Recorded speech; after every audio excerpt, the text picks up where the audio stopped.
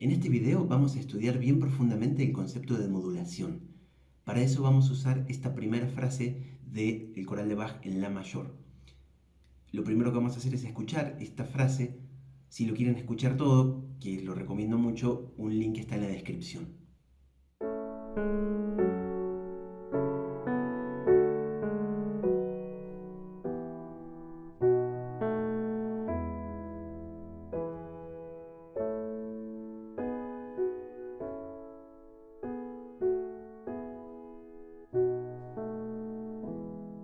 Bien, ¿cómo encaramos un análisis de este tipo?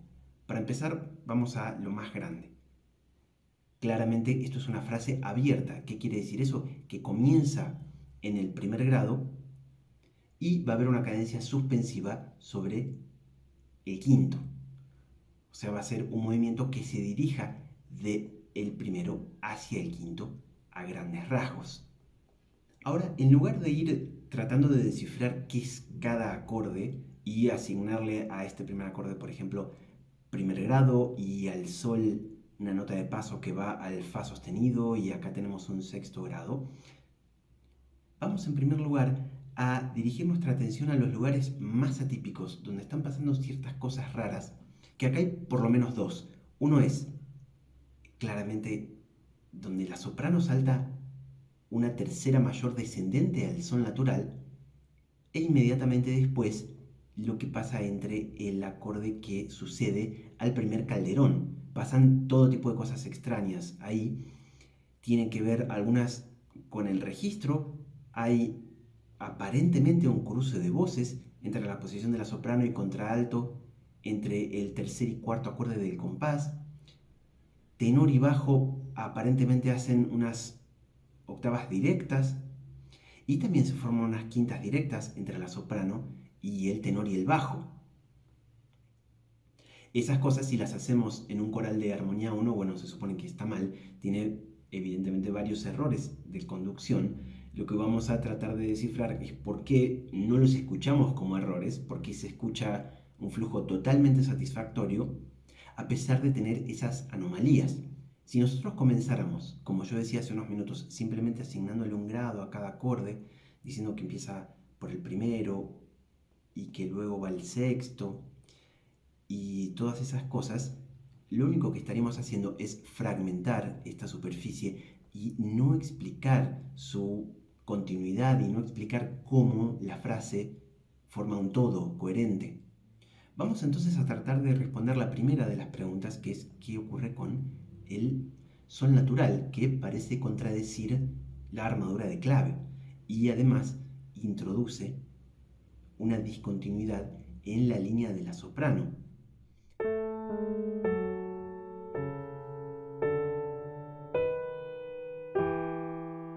Porque ese sol natural parece conectarse mucho más fuertemente con el fa sostenido que con el si. Vamos a escuchar ahora la contralto y el bajo, y en el compás 2 lo que voy a hacer es saltar directamente, conectar el fa sostenido con el sol natural. Y vamos a ver cómo si eso tiene una continuidad muy fuerte.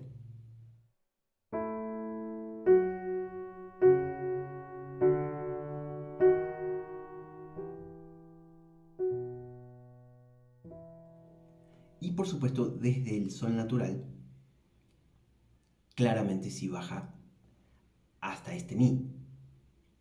Ahora, vamos a tratar de seguir el rastro de este mi que está en la voz superior en el primer calderón. La primera vez que lo escuchamos, por supuesto, está acá como una voz interna y en el primer acorde. Si seguimos la ruta de lo que estábamos diciendo recién, la voz interna parece emerger a la superficie en el compás 2, porque el sol natural se conecta mucho más con el fa sostenido de lo que el si se conecta con el sol natural, como decía recién. Y resulta que lo que estamos escuchando en el compás 2 como voz superior, entonces, es en realidad una voz interna que de repente emergió a la superficie. Por supuesto que este motivo de semitono que se produce entre el fa sostenido y el sol natural probablemente está reforzado también por lo que hace el bajo cuando se introduce la primera nota cromática de la obra, el semitono ascendente entre el re sostenido mi, mientras ocurre este otro semitono ascendente, fa sostenido, sol natural. Lo que pasó evidentemente desde el principio hasta el primer calderón es que la contralto, una voz que estaba metida dentro de la textura, ahora la tenemos actuando como una voz superior, como una voz externa. Evidentemente la soprano, que llega hasta este sí, está, podríamos decir, como puesta en pausa, está suspendida por el momento, después se va a conectar con otra cosa. Pero siempre que tenemos una modulación bien hecha, lo que estamos teniendo es un descenso a una voz interna. En este caso está descendiendo toda la textura hasta el mi que habíamos escuchado en un primer término. Y es el mi no en cualquier registro, sino exactamente en el mismo registro en el que lo escuchábamos al principio. Solamente que ahora todo se movió alrededor del mi para que esa misma nota esté ahora como la más aguda de todas. Una pregunta que podríamos hacernos en este punto es, ok, si estamos diciendo que el fa sostenido se conecta con el sol, ¿qué es lo que ocurre con el mi y con el re sostenido? Bueno, es muy común en la práctica común que un unísono se ramifique por movimiento contrario en una tercera y también que una tercera colapse por movimiento contrario a un unísono. Lo tenemos que entender como que potencialmente en el fa sostenido había dos voces que se están abriendo por movimiento contrario para mantener en toda esta parte la ilusión, digamos, de que siguen funcionando cuatro voces, aunque si vamos siguiendo el hilo de la explicación, en realidad vemos que esta textura es mucho más compleja que cuatro voces, porque estamos diciendo que, ok, sí parecen ser cuatro, pero además estamos diciendo que la soprano quedó suspendida y no está sonando en este momento. Quiere decir que el total de las voces no son cuatro, sino más. Es como si en este punto nos hubiéramos metido en otro espacio. Ya no estamos necesariamente en la tónica. Tuvimos, sí, nuestra primera cadencia suspensiva en el quinto grado, quinto de quinto y quinto. Veamos ahora qué es lo que va a pasar a continuación y ahora sí podemos tratar de descifrar qué es lo que ocurre con estos supuestos errores de conducción que habíamos dicho que teníamos entre el tercer y cuarto acorde del compás 2. Bien, en cuanto a eso, una primera hipótesis que tal vez nos puede funcionar es decir, bueno, el sí no tiene continuidad acá, pero inmediatamente después del calderón retomamos ese sí. Esa podría llegar a ser una hipótesis válida, sin embargo no creo que sea lo que está pasando acá.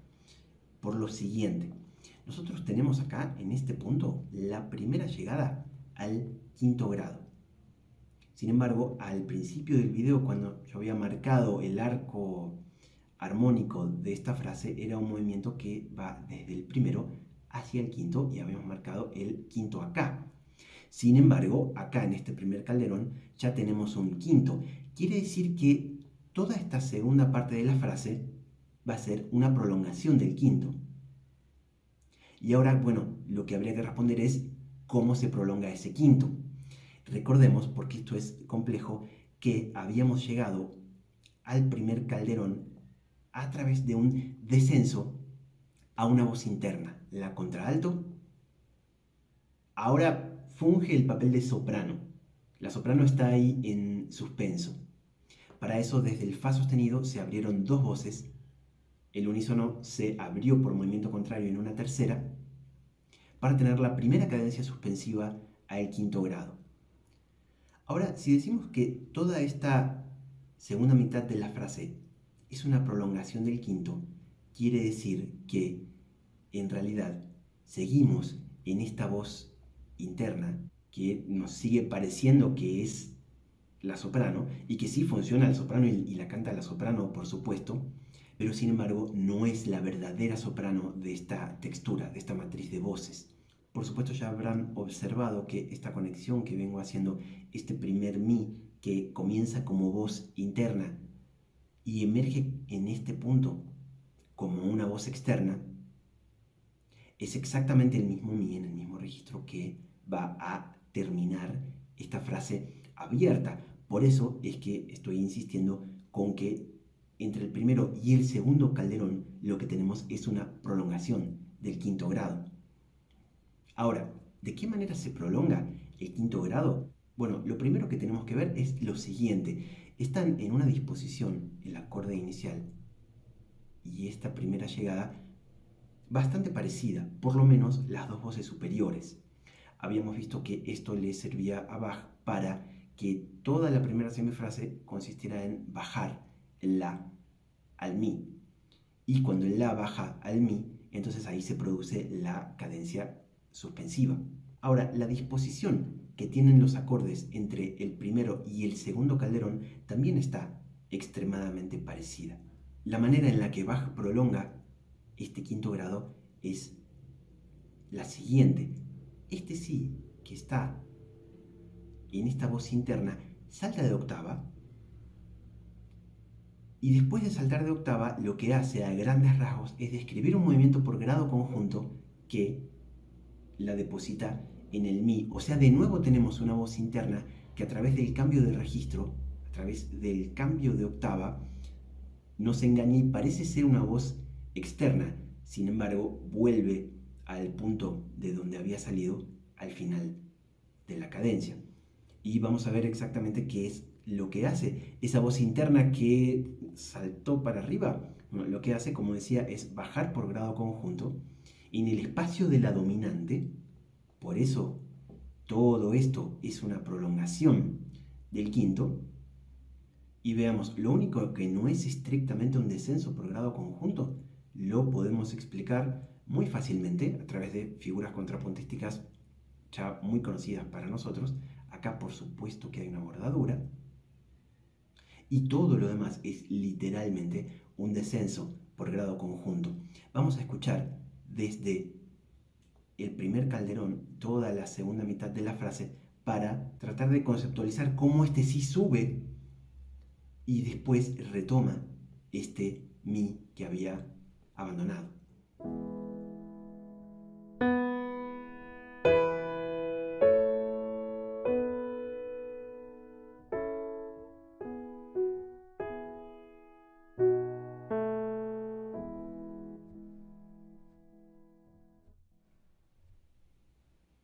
Bien, entonces recapitulando, tenemos acá lo siguiente. La primera semifrase lo que hace es descender a una voz interna.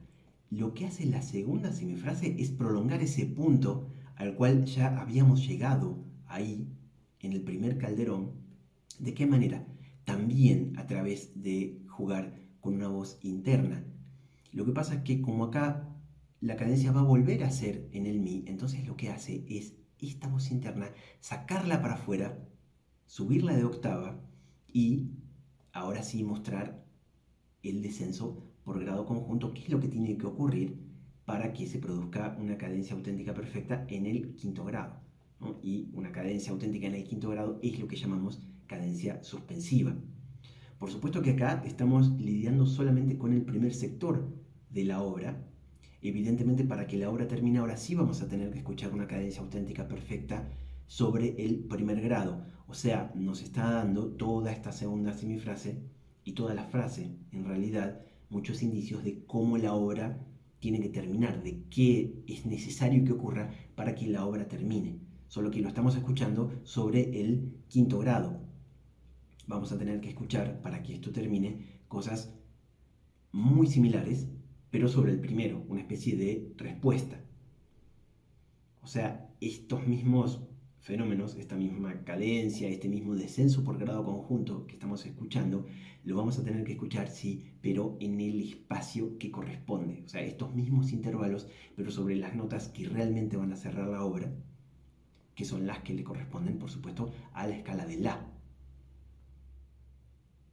Después de haber recapitulado en qué consistía una modulación, vamos a tratar de responder una última pregunta.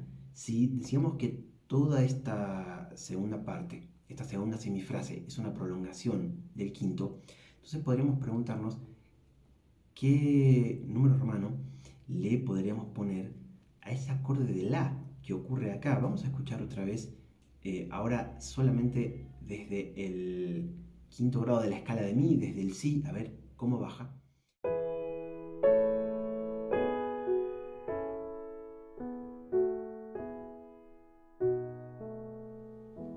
Bien, entonces lo que escuchamos es que, como habíamos marcado hace un rato, claramente la función que tiene es de bordadura. ¿Deberíamos poner que esto es un primer grado? Difícilmente lo logremos escuchar como tónica en un contexto en el cual en realidad se está prolongando el quinto grado. Habíamos escuchado ya una cadencia suspensiva sobre el quinto grado, el sol natural, acá. Entonces, si nosotros lo marcamos como tónica o incluso como cuarto grado, a lo que voy es que no hace falta que le pongamos a esto un número romano. Los números romanos que indican las funciones de los acordes, ¿de qué acordes? De los que están siendo prolongados por los otros acordes contrapuntísticos como ese. Deberíamos indicarlos solamente en los puntos de partida y de llegada estructural. Bien, generalmente cuando se habla de modulación se lo explica en términos un poco más sencillos que tienen que ver con acordes pivotes, que son, como ustedes saben, los acordes comunes a las dos tonalidades, que luego se reinterpretan. Pero en realidad, cuando una modulación está bien hecha por un compositor de primer nivel, como cualquiera de los compositores que estudiamos, están involucrados este tipo de procesos que vimos hoy, o sea, descensos a las voces internas, y después en las prolongaciones hay voces internas como el si que veíamos que saltaba, que después, a lo largo de la frase, retoman su lugar y vuelven al punto de partida. Espero que esta perspectiva sobre la modulación les haya servido y nos vemos en el próximo video.